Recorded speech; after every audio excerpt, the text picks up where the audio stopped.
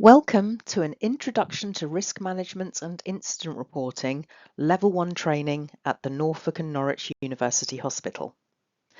This commentary is provided in addition to the written and pictorial content of the slides that follow, so please do peruse the slides carefully as well as listening to this audio. Firstly, we're going to take a look at risk management within the Trust. So, risk is everywhere. We face, assess and take risks every day in our lives, and these risks are managed in various ways, sometimes by way of the decisions and actions of the individual, and sometimes by authority, regulations, policies, laws, etc., and often via a combination.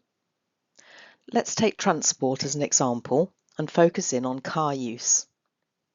Each time you drive a car or travel as a passenger, you face risks. Without even being consciously aware of it, you will have assessed the various risks posed by travel in a car and decided to accept them. Many of the risks involved in car use are managed by the government in the form of laws regarding seatbelt wearing, compliance with traffic signals, vehicle safety testing, and so on. And some are managed by the car user, not driving while tired, minimising distractions within the vehicle, for example. Continuing with the theme of car use, let's have a look at the bow tie model of risk management. As you will see, this diagram is in the shape of a bow tie. It visualises the risk you are dealing with in one easy to understand picture. On the left-hand side of the diagram are causes and control measures, and on the right-hand side are controls and consequences. There are some possible causes of losing control of your car listed. Control barriers would be things such as speed limits, warning signs, and vehicle safety checks. Defence barriers to lessen the impact should a car crash occur might be seat belts, airbags, anti-crumple car design, and so on. Then we have some possible consequences of this event, from costly repair bills to injury or possibly death.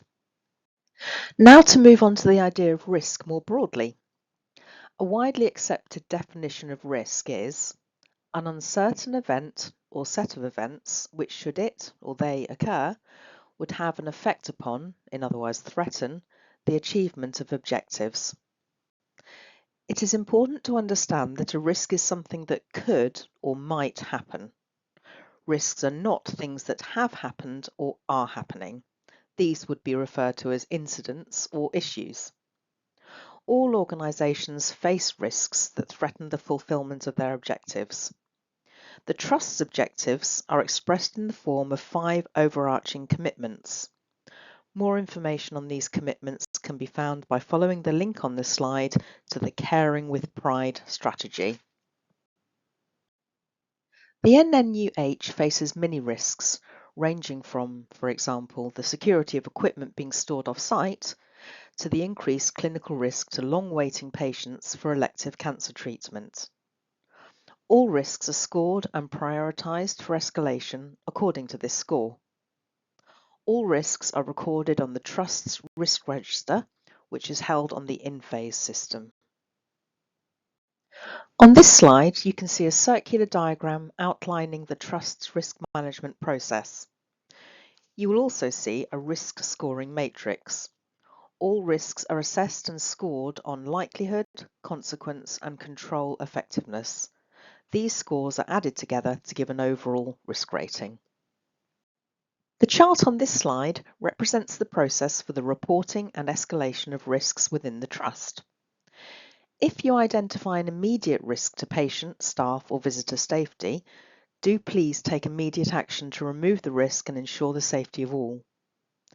If you identify a more general risk, please escalate this to your line manager in the first instance.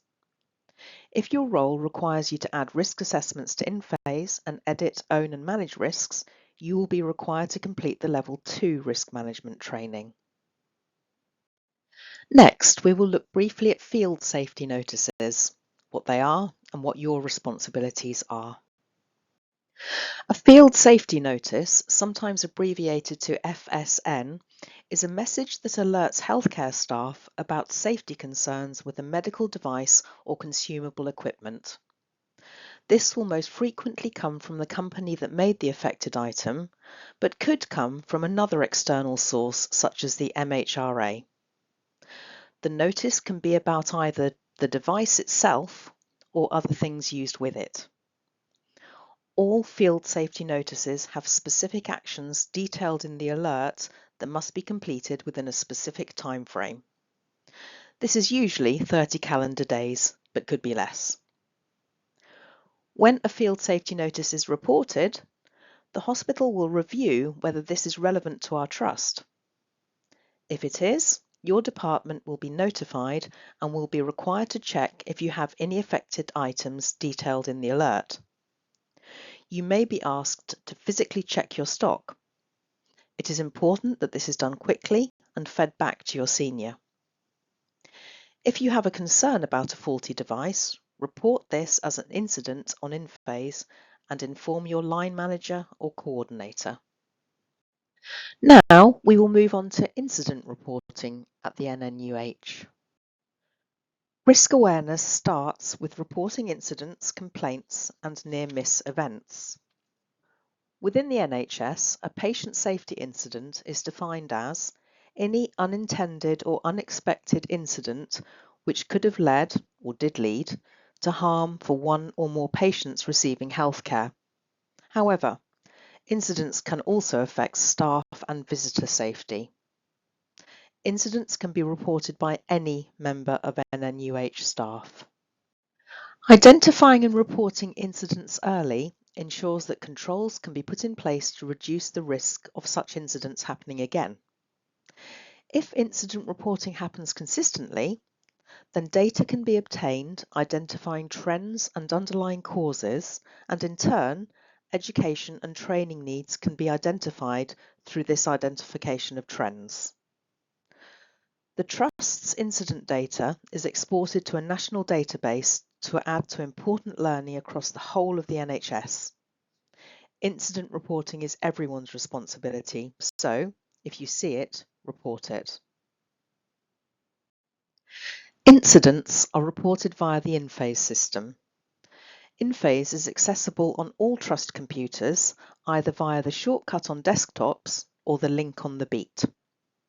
You do not need an InPhase login or account to report an incident. You just follow the InPhase shortcut or link and the incident form will open up for you to complete. Please ignore the words login on this page. Only incident investigators need to log in, not incident reporters. Once an incident report has been submitted, the incident will be investigated by a colleague who has had the necessary investigator training. This person will record the findings of their investigation on the InPhase record. As mentioned previously, details of all patient safety incidents are reported to a national service for wider learning. This service is called Learn from Patient Safety Events, LFPSE. The aim of an effective incident reporting system is to have the number of reports over time increasing, but the severity of the reported harm reducing. This indicates that staff are risk aware and are spotting risks before they can cause harm. All members of NNUH staff should feel safe to report incidents and speak up for safety. No member of staff should ever feel afraid to report an incident. So, please do report all safety incidents that do or could affect patients, staff, or anyone else on the Trust site. Reporting supports us to learn from incidents and to take action to keep everybody safe. Thank you for watching this presentation. You can seek support and further information on risk management, safety alerts and incident reporting by contacting us at inphaseteam@nnuh.nhs.uk.